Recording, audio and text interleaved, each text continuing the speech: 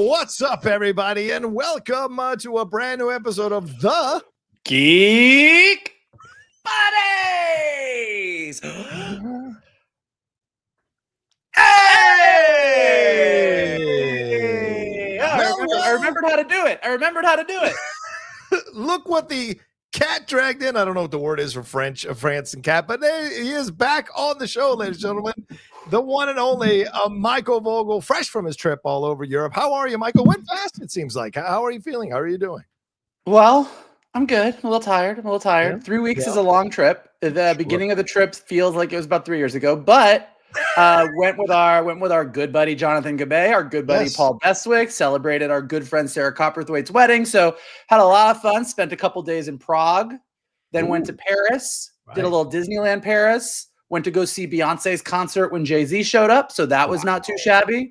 Went to the south of France, had a lovely time there. Came back, spent some more days in France. Went to Paris Pride, made out with some Parisian men. Hello. And then flew to Cape Cod and spent the 4th of July on the water having lobster and watching fireworks. So not too shabby for 3 weeks. Well, as a selfish person, I must ask, did any of the men you hooked up with mention the Geek Buddies? Did any of the men that you No. They did not. Not like that guy in New Zealand did that one time, which was still my favorite. If you're listening, the guy in New Zealand, that was the good. Although Gabay did get recognized in Prague, and I did get recognized in Paris just from like animation stuff. But like no Geek Buddy call out, sadly. So if you're in Paris and you're listening to us, I'm sorry I missed you. You missed out. You missed out on a little fromage. Shannon, how are you? How are you feeling? We're starting the week. It's Superman week this week. How are you feeling? You know what? I'm curious. The polarizing response to the film. I'm gonna guess neither side is right. I'm gonna guess the truth is probably somewhere in the middle, but we will find out in. I mean, you're gonna find out sooner than we are, but I will find out. You guys are gonna find out tomorrow, right? Yeah. Yep. Yeah. I'm tired. The Superman discourse has made me tired. I am exhausted by all of it. I am exhausted, and it's gotten bad. Like it's gotten bad. Like to John's point, it's gotten bad on both sides. I know we don't like to call out both sides, but like I have seen people who are excited about the James Gunn thing saying horrible things about Zack Snyder and his family troubles. I have seen the Snyder Bros just going absolutely insane. Like everyone has actually lost their mind when it comes to this movie. Right. Well, and Zack Snyder and James Gunn playing themselves popped up in an episode of Rick and Morty, talking about the Superman discourse. And if those two guys can have fun at this, I mean, I hope all of us can too.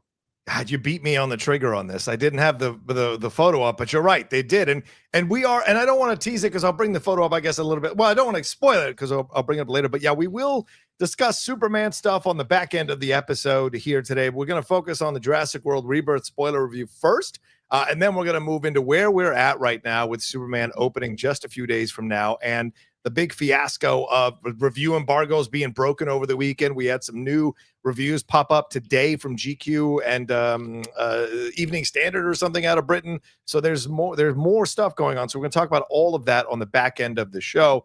But let's start where we're supposed to start here, and that's Jurassic World Rebirth that came out this past weekend, over the last 5 days here. It grossed over $318 million worldwide, which is a pretty good amount for what people were worried this film was going to do. We can talk about the box office numbers in context a little bit later, but overall, we got ourselves an interesting little movie, to say the least. From Universal Pictures, the 7th installment in the franchise here, and written by original Jurassic Park screenwriter David Koepp, and bringing Gareth Edwards in as a hired gun to direct this one. So basically, Michael Vogel, I go to you first because it's been a bit since you've chimed in first on the show.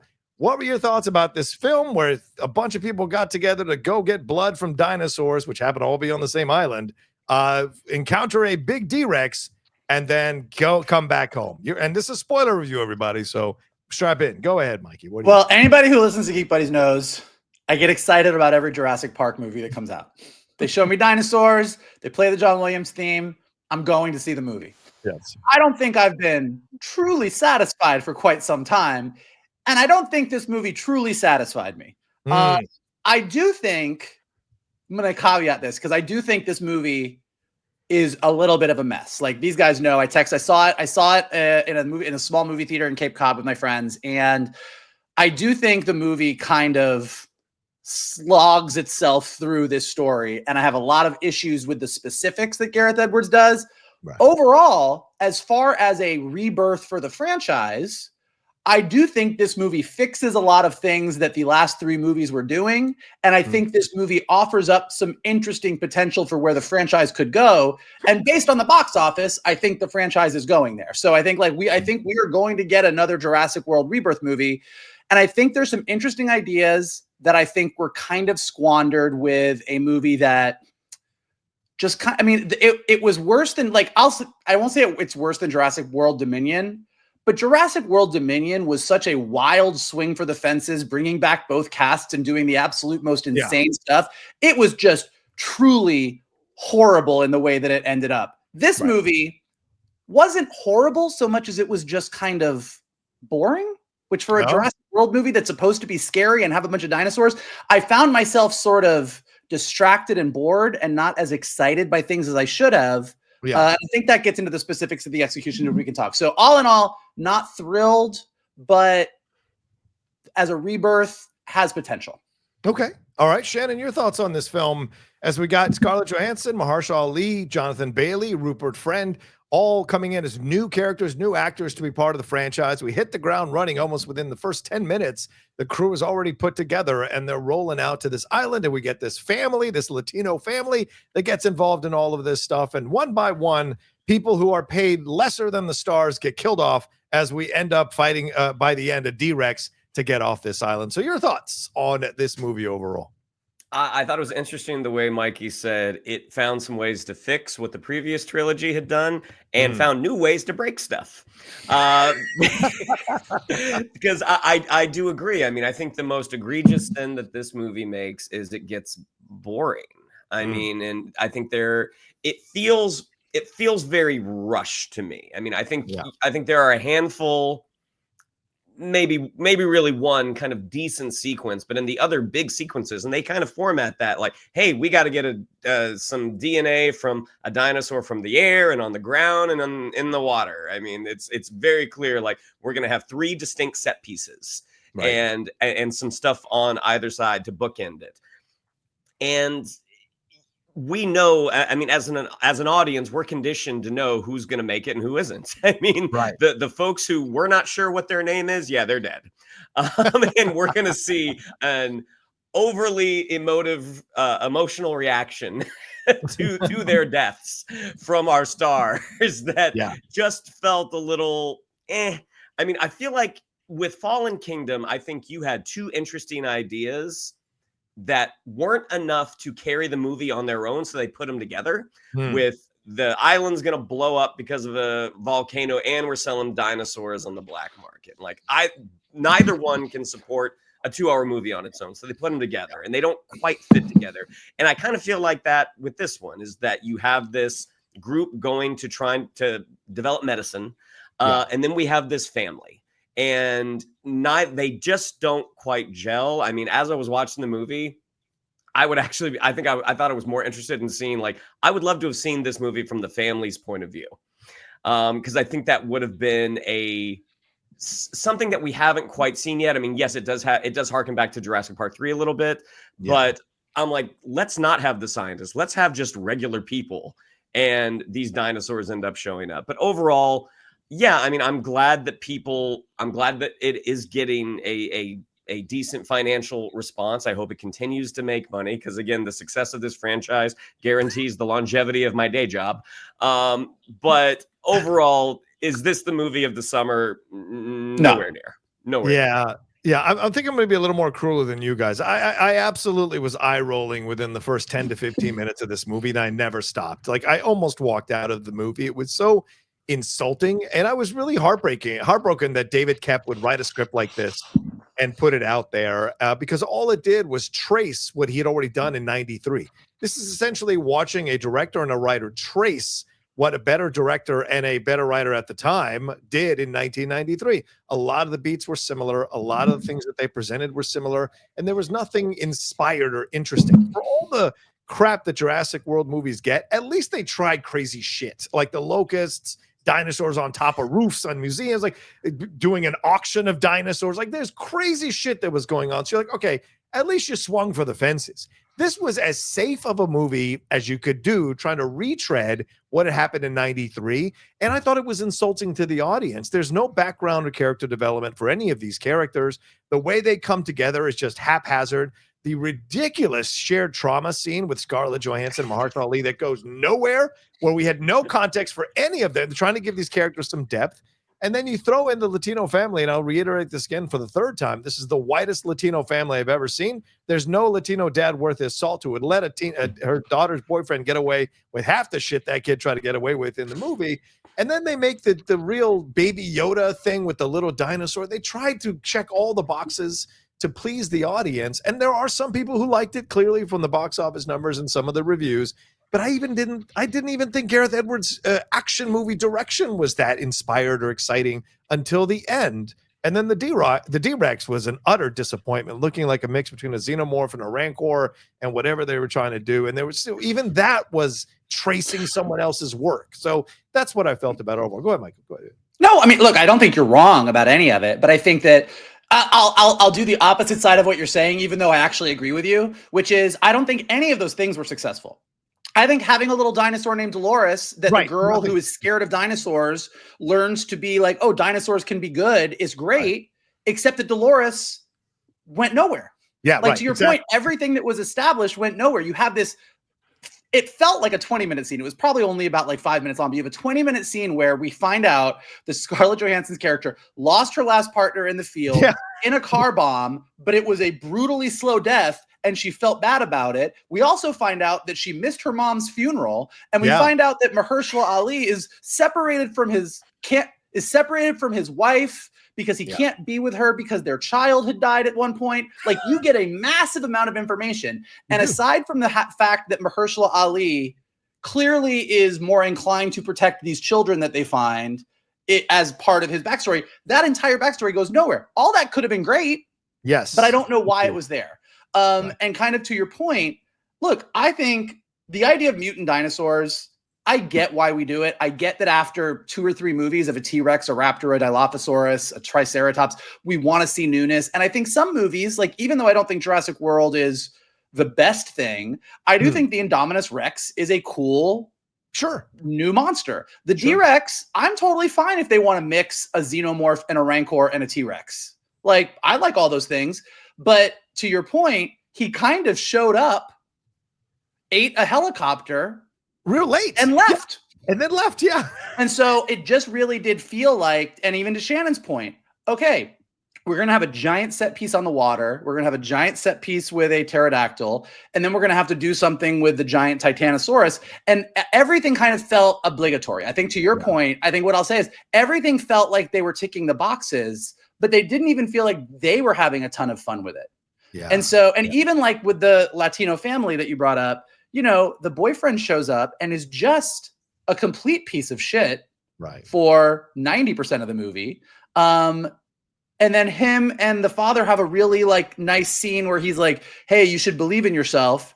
And that didn't really go anywhere. So like, I just kind of felt like there was a bunch of stuff that happened that got us to the end where we find out that they're going to open source this stuff and give it to everybody, which I'm sure will be a big piece of what the next Jurassic World movie is.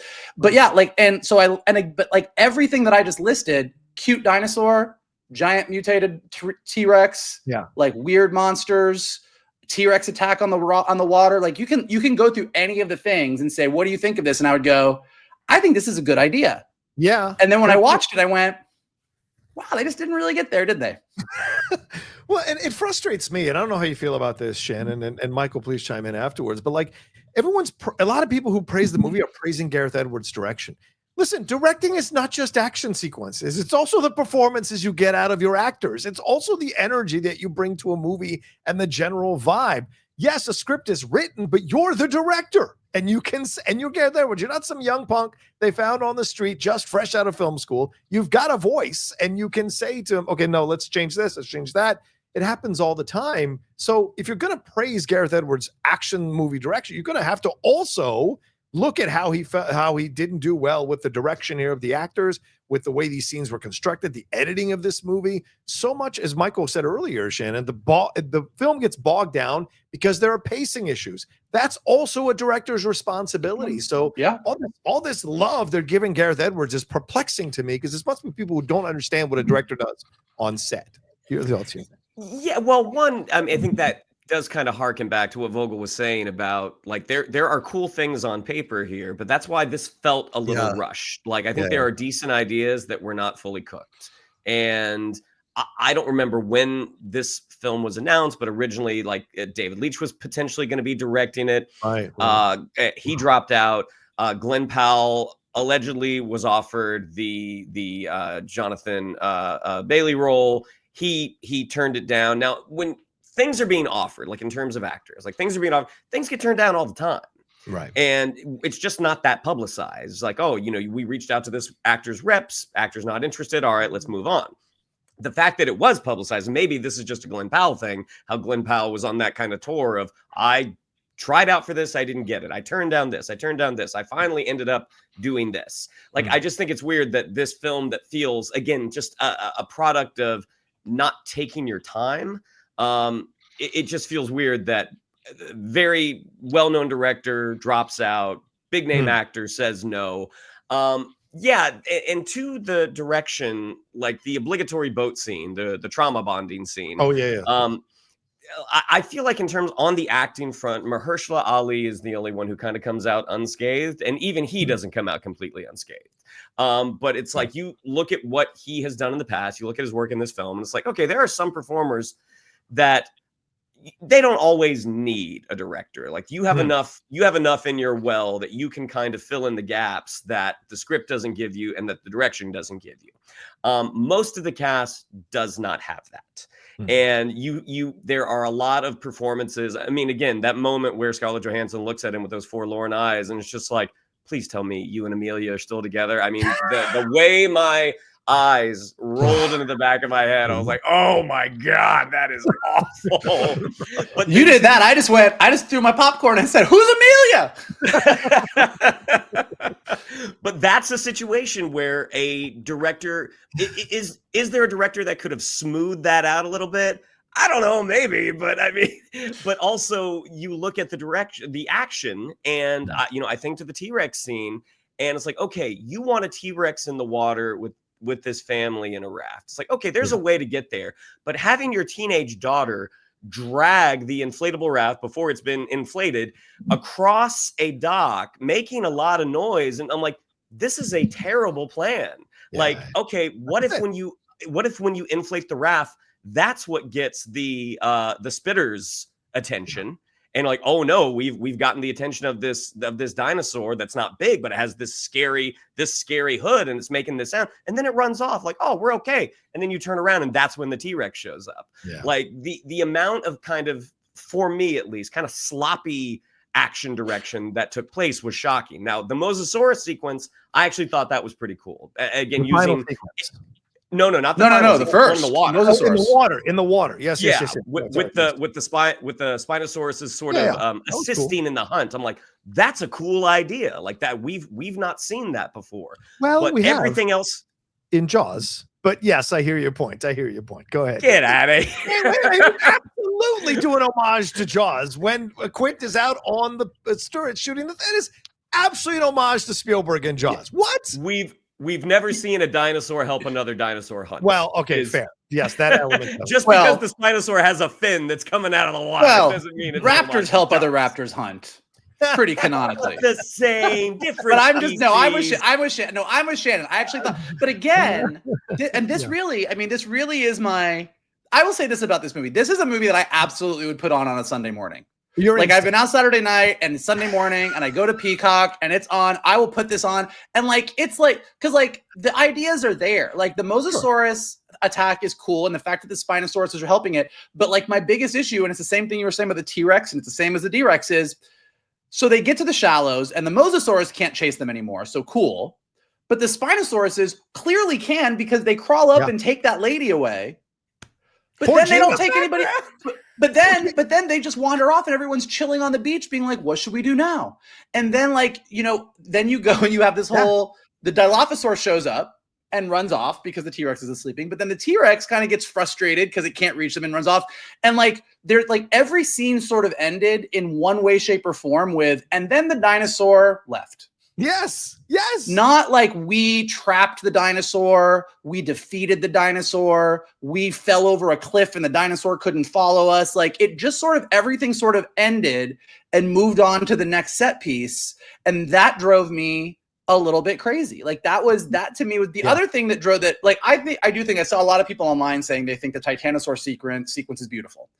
To John's point, it's just the Brachiosaurus sequence from Jurassic Park. But people are like, that scene with them, the Titanosaurs are making sweet love. Everybody's watching them. You have the moment of wonder.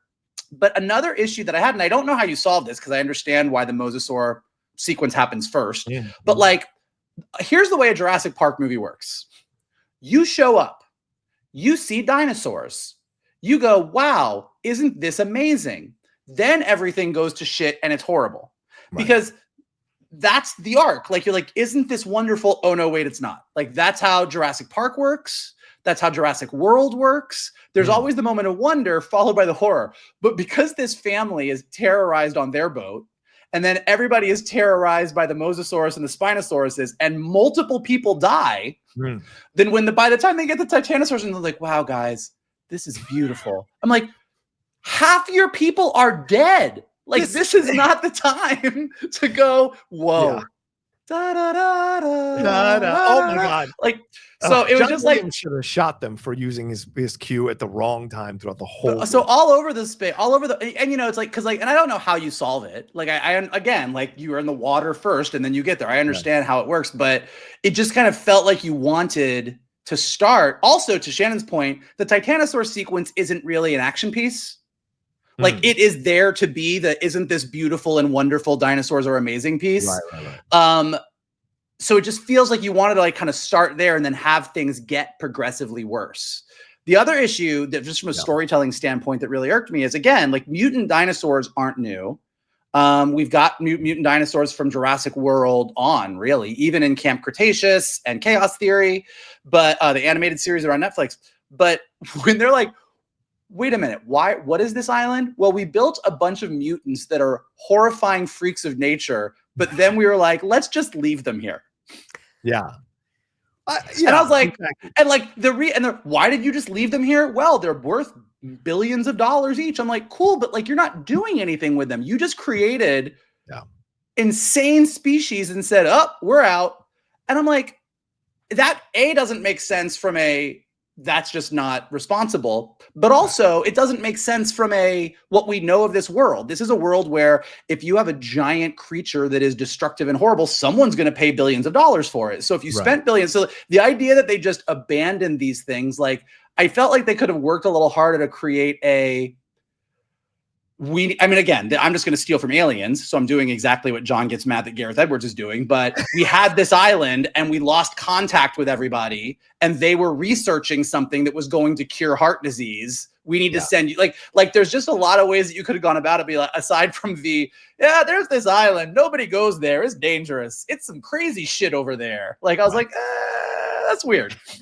Also the way that, Shannon, what are your thoughts on this? And then, of course, Michael afterwards. Some of the acting here, I thought, and the character construction going on here. As you said, Michael, you're pointing out the moment where they're all like in wonder, even though their buddies have poor Gina died on the island like literally seconds ago or minutes ago. And by the way, that was the first time we even heard her name. And then you had Jonathan Bailey in here, who is this scientist who supposedly cares about these dinosaurs and loves these dinosaurs. Then this billionaire comes along and goes, I'm going to pay you a lot of money. Why don't you come on head on? And she goes, well, you have 2 minutes to decide. And he's like, all right, I'm in. And then he spends the rest of the movie going like, we shouldn't be doing this, but I'm going to still do it. We shouldn't be doing this, but I'm going to still do it. And then at the end goes, you know what? Let's do it. Let's give the blood to everybody. Let's give the cure to everybody. Kumbaya. Well, to be fair, he brought that up earlier on. Ridiculous. Ridiculous. He was inconsistent. Well, I mean, that's what I mean. The character construction and the acting to me was inconsistent. And I'm not sure that Scarlett was the right choice to lead this film. There were, for me, I saw some cracks that I've seen typically through Scarlett Johansson's career. When she's up for it, she's dialed in, she's really good. When she knows she doesn't have to give the full effort, you can see it in some of the performance. And I felt like this was one of those films where she does that. What did you think, Shannon, of the acting in the film and the character construction? Film, theater, television, they are collaborative efforts. And if your collaborator, if the script, you're not quite getting there with your motivation, the director isn't helping you, it's kind of up to the actor to internally justify a lot of things. And sometimes people's instincts aren't always great. I mean, again, I think there's a reason Glenn Powell turned down that Jonathan Bailey role. Yeah, he's like, yeah, this isn't going to be good. And I know we love Jonathan Bailey on the show. Well, no, I'm gonna let you all disparage that handsome man. I'll come in a minute. Just because you throw some scruff on some glasses on a guy does not make a good-looking dude a nerd. Like, this guy is not a nerd. He doesn't have the internal workings to play kind of a low-status nerd. At least in this, like maybe down the road he's going to hook up with somebody that's kind of like they're going to unlock his low-status abilities, and he will convincingly play that. But also, I don't feel like he's not really being asked to do that. Like, the acting is very much secondary to the dinosaurs in this. Rupert Friend, who in television, I think Rupert Friend does some nice work. Yeah. In feature films to this point, I find he underdelivers a little bit. I mean, I think they're looking at the cast. I'm like, this is a who's who of not inspiring confidence in your main ensemble. And the guy who's in the South African guy who died first on the boat. I can't remember his name right now. Oh yeah. From Deadpool. Ed Skrein. Ed Skrein. Yes. Yeah. When he pops up, like, again, I think he's a decent actor, but when he pops up in the main ensemble in a feature film, I'm like, this probably isn't going to be that good. I mean, but even Scarlett, I agree with you, Johnny. I mean, you know, she had, how many movies did she do in the MCU? 8, 9? Yeah. I mean, she had a very long, like Natasha Romanoff got to go on an incredible journey. And most folks, I don't think she stood out in Iron Man 2. It was like, boy, she's amazing. It's like, oh, wow, right. Black Widow kicks ass. It was probably Winter Soldier where she got to show off. I think her opening scene in Avengers where she's tied up to the chair and then they call it and she's talking to the guy and she's like, I got him right where I want him. Like, I think Avengers, she really starts to kick off. But I think that's fun, but I don't think you really get the sort of the internal nature of Natasha Romanoff until she starts chatting. I get what yeah, that's fair. Right. I think that's fair. Well, I do think there is a scene with Hawkeye about like Budapest and stuff. I think you see that the teasing of what's coming in Winter Soldier, Shannon. I think that's fair in Avengers. But yeah, go ahead. But I mean, first shot out of the barrel with this one, like we just didn't get that. Everything, I think, as you both already said, everything kind of felt obligatory. And again, Mahershala Ali is the guy that comes out smelling the best. Again, this is an Academy Award winner, so it's not a surprise that he's able to fill in the gaps where the material and the direction didn't. Yeah. Michael? Yeah, I'm usually a little bit less. I usually attribute bad performances to what they are forced to do with their script than I am to their performances. But Shannon will always be more focused on that than I am, and I'll be more focused on the writing. Like, I do feel like everyone was given it wasn't just you don't necessarily have a director that's giving you what you need. It's also you're not saying words that are giving you much to do. I mean, like, you know, when you're Scarlett Johansson and you go, okay, so my character lost her partner.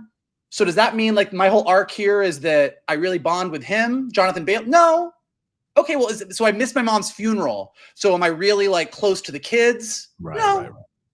Okay, so why did we do this? Like, so and to John's point, Jonathan Bailey is sort of playing I love dinosaurs and came up with this amazing theory, but I'm sad that people don't care about dinosaurs anymore. So I go to this island to find the dinosaurs because you hired me to do it. But now I've decided that I don't want to give you the dinosaur stuff. Like, it's like you're given this stuff and like you're kind of like, okay, so that's where you end up with Yeah. You have the Titanosaur scene, and Jonathan Bailey goes, I get to play that I'm super emotional about these dinosaurs. And you're like, great. But then you go to the next scene and you got to play this, well, we are survival, humans have, like, you're just every scene. And I feel like everybody, I do think that the stars of the movie, the three of them, I think they come out kind of fine. Like, I don't think they come out like that's the worst part of the movie. I do think the Latino family gets it the worst. And I don't know if they're all bad actors or they're not, but you wouldn't even be able to know because like the older girl who had the boyfriend, her entire character in the movie is, I have a boyfriend. Yes. I couldn't tell you a single thing about her other than that she has a boyfriend and she wants to kill Rupert Friend. Right.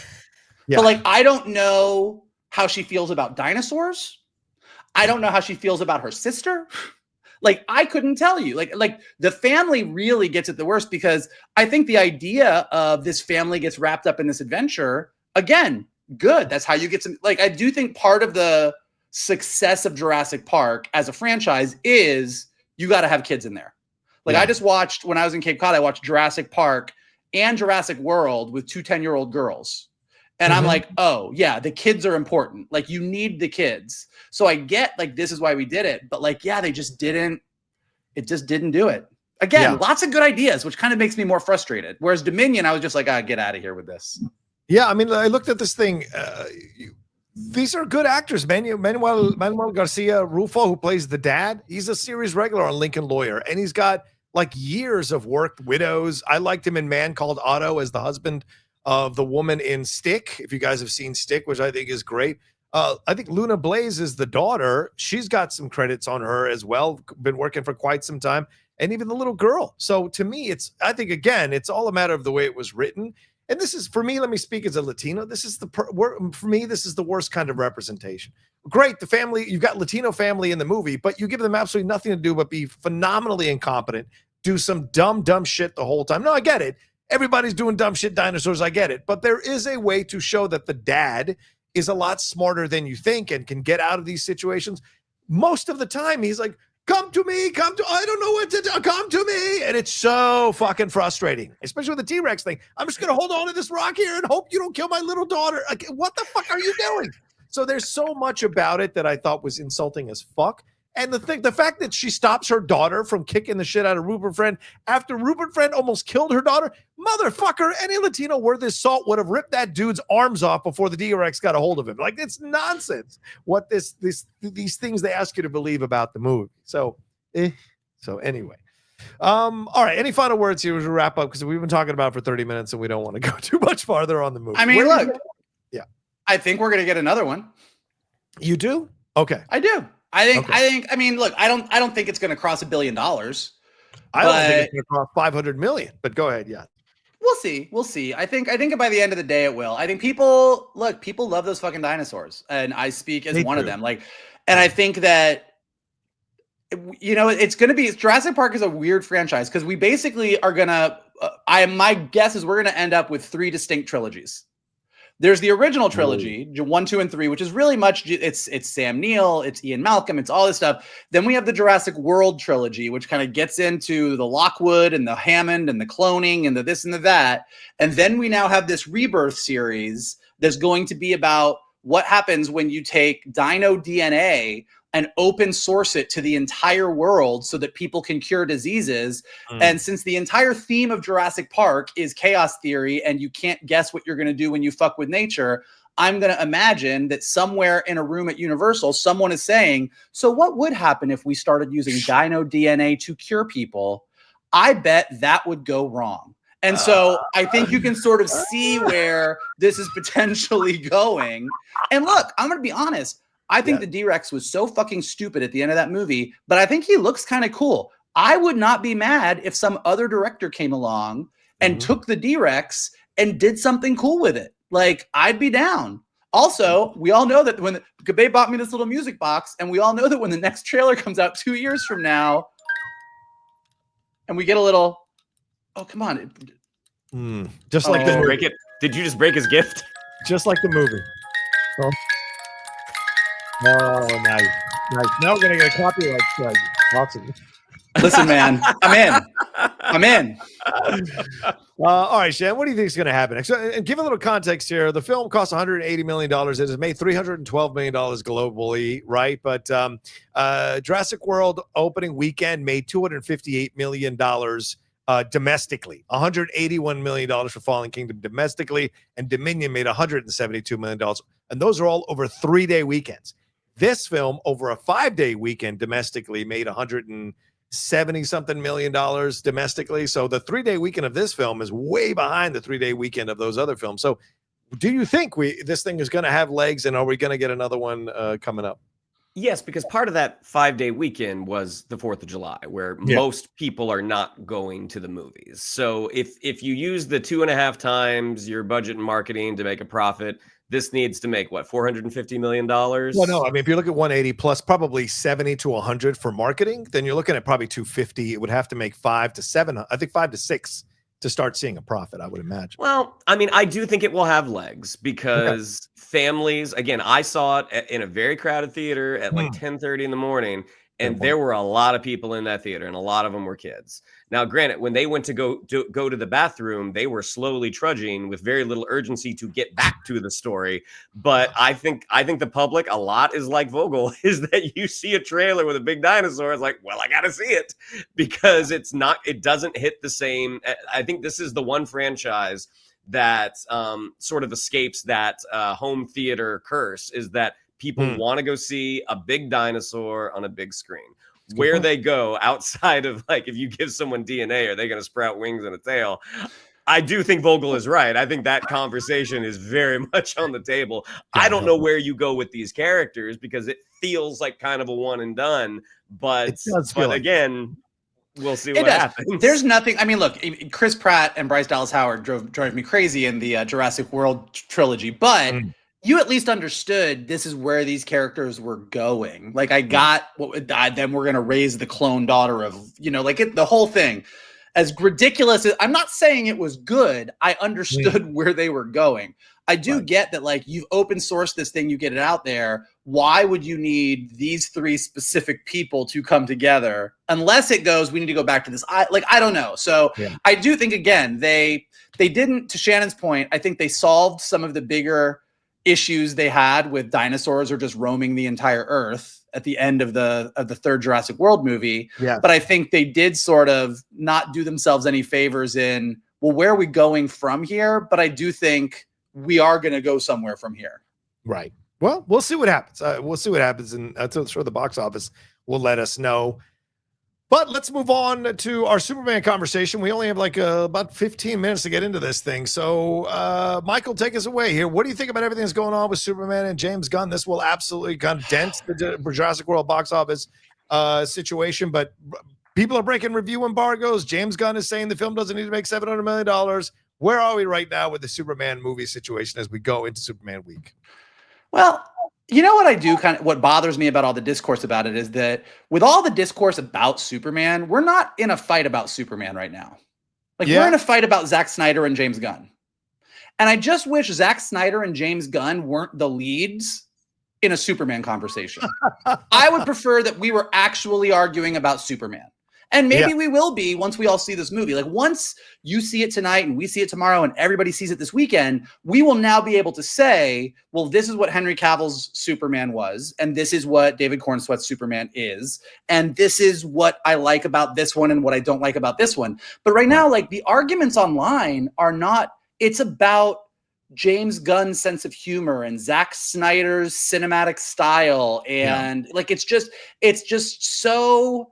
this is about a different thing. I don't know what's happening with this fandom, but we have like left behind even having any kind of nuanced conversation about what makes Superman work as a character. And we're just screaming at each other about James Gunn has a juvenile sense of humor and Zack Snyder can make pretty pictures, but doesn't know what he's doing to tell a story. Like, that's like the two sides screaming at each other. And so I don't know. The whole review embargo thing is also interesting because, as far as I know, this is like the first time that this has become a big addition to the massive like, usually an embargo is an embargo, and everybody comes out and says, "Saw the movie, have some initial thoughts. Check my YouTube, full review coming out when the embargo lifts." And so now that you had what was it? Daily Beast lifted Daily the Beast. embargo. Like, yeah, accidentally then took it down. And then Peter DeBruge of Variety insinuated in his Heads of State review, then they changed that language as well. But like, did they release it accidentally?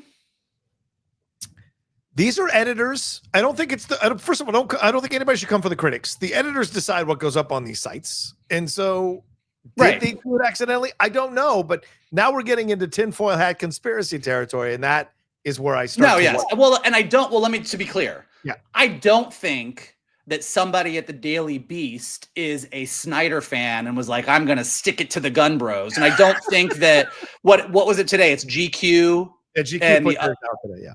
I don't think that they are like hardcore Gunn fans. Like, I think that Daily Beast was like, we might get a lot of clicks if we do this and we'll take the heat. Or they just did it by accident. But either way, you ended up with this massively negative review. And now, amazingly, two other people have broken the embargoes with amazingly positive reviews. Yeah. And so I just want to see a good Superman movie.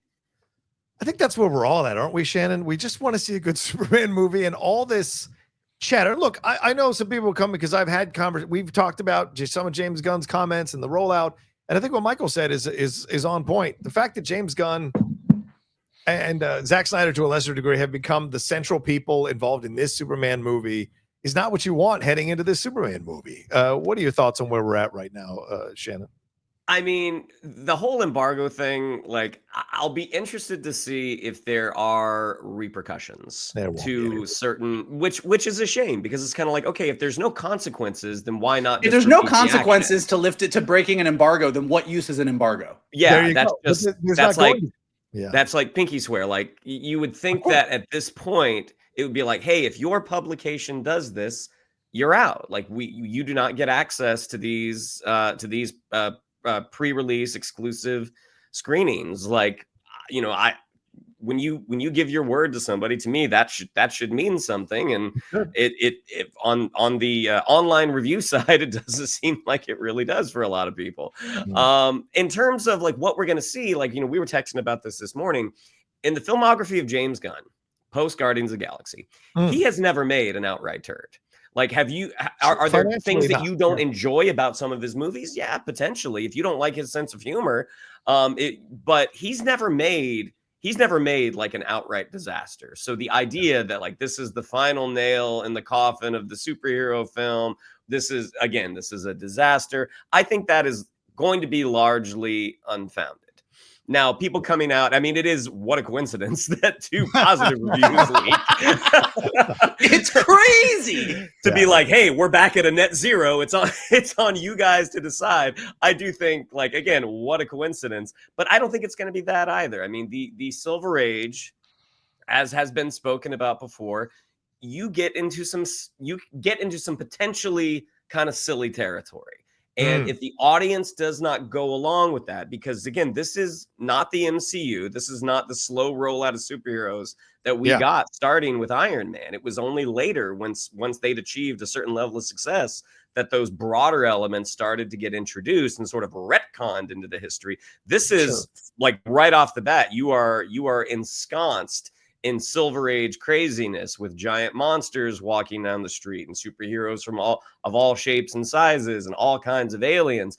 If that is not your personal taste, then yeah, you might not like this. But in terms of just like basic filmmaking, James Gunn statistically made a good movie. Whether or not you like it, that is going to be a different question. Yeah, it's interesting. Like, there's the two things that I think are really the biggest concerns, fears, whatever. You nailed both of them. Is one is James Gunn has a very specific sense of humor. Right. And that if you don't like it, you don't like it. In the same way that Zack Snyder has a very specific way that he likes to tell a story. And if you don't like it, you don't like it. And then there's this whole Silver Age thing, which what is clearly happening here is that we and our superhero, like, that list of the top 100 movies just came out a couple weeks ago, right? Yeah, 20%. And Dark Knight is the highest ranked superhero movie, if not the only superhero movie on that list. I can't remember. It's definitely the highest ranked, because then all the articles came out and said this list says Dark Knight is the greatest superhero movie of all time, which then every superhero fan went crazy about. But Nolan came along and he did the super dark Batman movies that, you know, we all have our issues with Dark Knight Rises, but what he did with Batman at the time, we all really, really liked.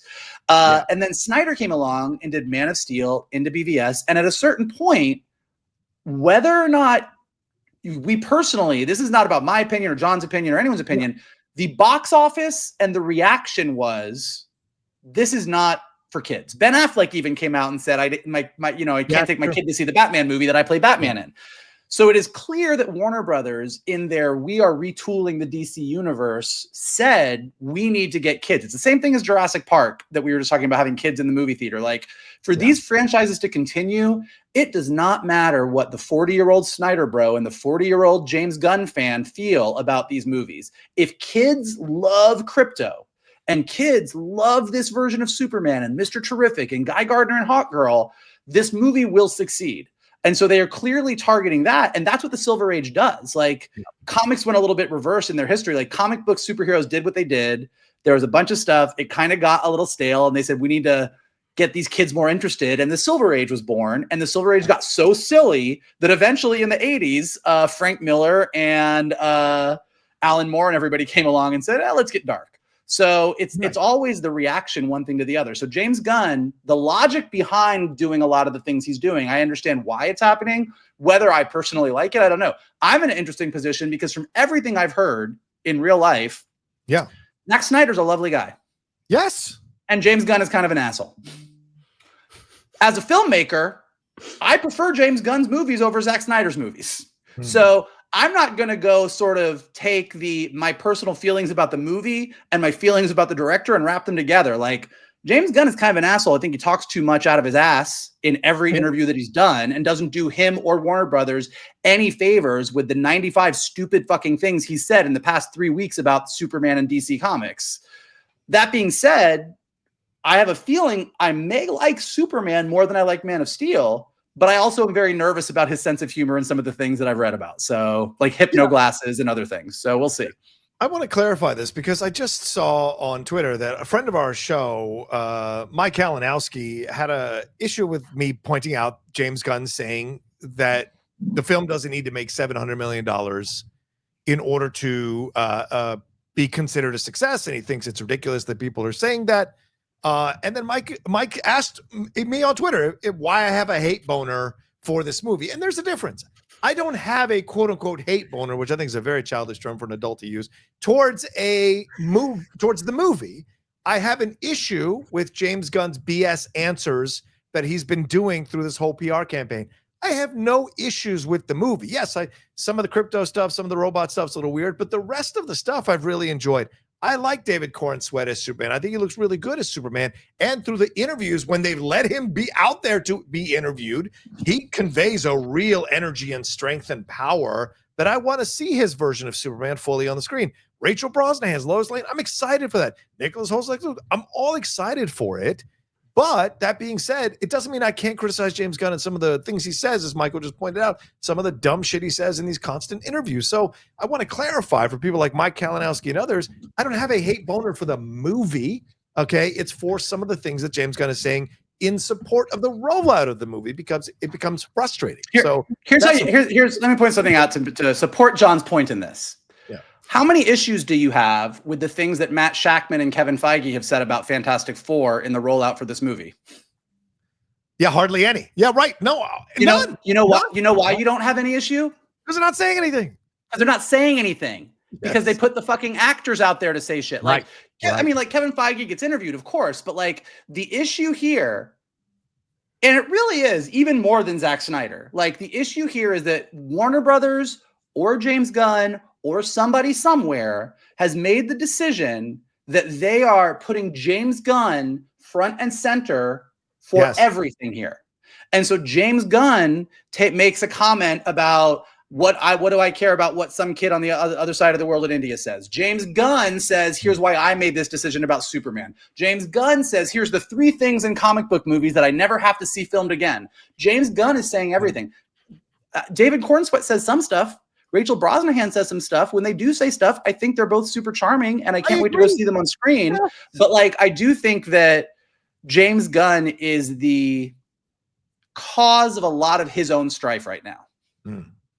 And again, I say this as someone who prefers James Gunn movies to Zack Snyder movies, just to be clear. Like, well, I think to round out this argument, let's go ahead and bring Kalinowski in. Champ, you're on. You're on. Where is he? I would love to bring him in. By the way, you started that bit, and I was like, is he coming? Is he here? we got Kalinowski? Maybe later this week we're going to bring Kalinowski on and have this conversation. But I mean, it's just kind of crazy to say, I just hate boner is just, and especially Mike of all people, who has gone crazy about numerous things for many years on Twitter and social media and in our personal lives. So to me, I also think nobody should ever hate a boner. It's a lovely thing. Oh, fair points. Fair point. As we're wrapping up really quick, so we're all like less than a day away. John, you're hours away. Here's where the real question you have to answer honestly. On a scale of 1 to 10, what do you think you're coming out of this movie feeling? Oh, that's honest dangerous. Answer. That's dangerous because then people are going to be like, well, you wanted to hate it. So no, but based off of what you've seen, what do you think you're going to get? And by the way, I read none of the reviews I read snippets, but not the full reviews of any of these things that have been dropped. Because I wanted to go in. I've tried to avoid. I see a couple of headlines, but I refuse to read. I started to read the one, and it said the movie opens with, and I was like, nope, I'm out. Yep. I don't want to. Exactly. I don't want to know. I don't want to know. I'm with that too. I'd say I'm about a 7 right now, fearing that I'll be going down to a 5 by the time the film comes out. Or by the time I leave the theater, rather. I hope I leave the theater still at a 7 or an 8, but I have a feeling I might be leaving at a 5. Yeah, Shannon? So my hope is that I walk out of this having enjoyed it more than Man of Steel. I walked out of Man of Steel the first time. That was a 6, and it was like at a 6.5. Then I saw it 2 more times, and it went up to about a 7.5. So if I walk out at a 7, I'm happy. What do I think we're going to get? I'm going to err on the side of caution and say 6.5. Okay. Michael? As the Man of Steel fan. I think Man of Steel is a 5 for me. I think Superman Returns is a 4 for me. Okay. I think I hope I want to come out between 7.5 and 8. That's what I want. That's what I want. That's what I think in a perfect world I come out at. Yes. I'm afraid of coming out below 5. Oof. That would be the worst. Realistically, I think I land at about a 6.5. I want to come out and be like 8. It's not perfect. Some of those jokes didn't land, but wow, man, what a fucking universe. The Silver Age thing really worked for me. If this is our Last Jedi and you guys really don't like the Silver Age stuff and Gunn's humor, but I love it and I fight for this movie the way I fight for Last Jedi, I'll be fine with that. Yeah. If I come out and I go, okay, I get what people are saying, but I think this worked. It's kind of a 6, 6.5. I'm like, okay. If I come out and I'm like, guys.